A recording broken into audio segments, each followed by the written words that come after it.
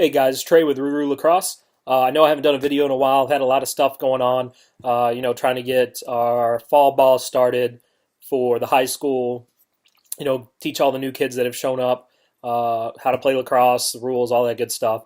But I do have a review for you on a head that is actually, I got the replacement here from one of my players.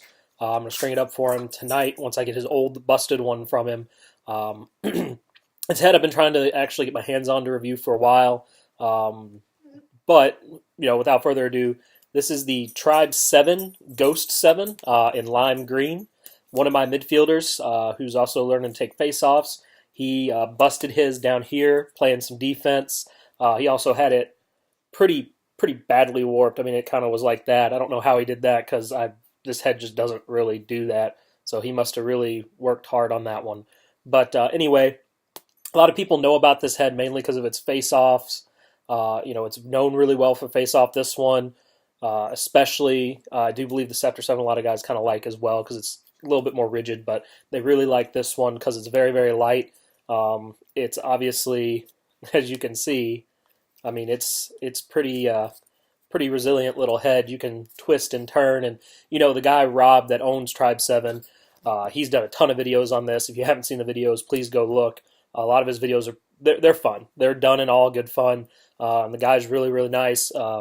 Didn't ask a lot of questions when I asked him to replace the head for my player. He just said, keep going with it.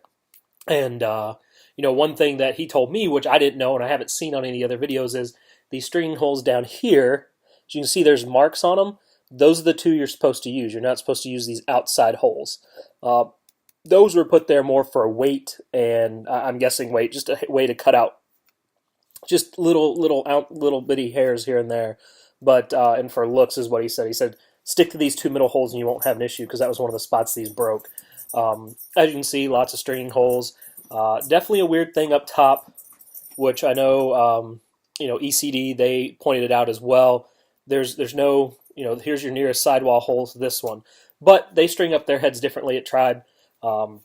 Definitely a lot of thinking going on with their pockets, but it can be easily solved with a couple of different, just getting creative with it. I'll find out tonight when I go to string it up. But definitely overall a really, really great head. I can see how a face-off guy, an attackman, or an offensive-minded midi would love it because of its weight. As flexible as it is this way is not near as bad. So when you're shooting, it does have flex a little bit more than you're used to, but it's not going to be jelly. So you'll still be able to get off great shots with it. The way it is for ground balls, it's actually a very, very wide-headed scoop. So I can see, ground balls with these are actually very easy. I played around with the other one before he busted it, and I liked it quite a bit. So I would say check these guys out. They're definitely unconventional, which is not a bad thing by any means. As you know, I like unconventional. They're D heads, which I do believe are the Savage and the Optimus. They're very, very, very stiff heads. They look really crazy, but I've seen a lot of guys. I've seen some guys use them for defense. I played with those, and I could see how a defender could get used to using it and actually, end up liking it quite a bit, despite its non-traditional look and non-traditional styling.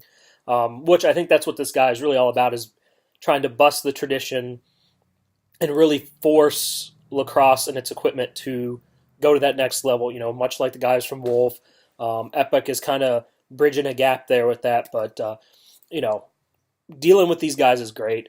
Whenever you email them, you're actually getting the owner, Rob.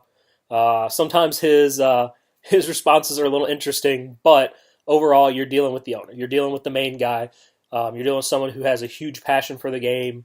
Easily the same passion that the people that are buying his products have, he has as well. So, overall, that's what I think makes this company really great.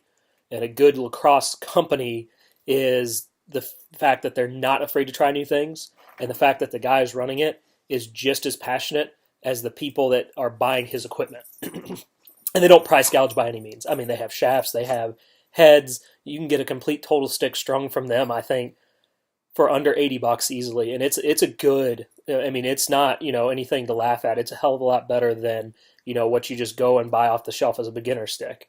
So definitely encourage you to try these guys out. I'm going to put the link in the comments below. And until next time, keep laxing.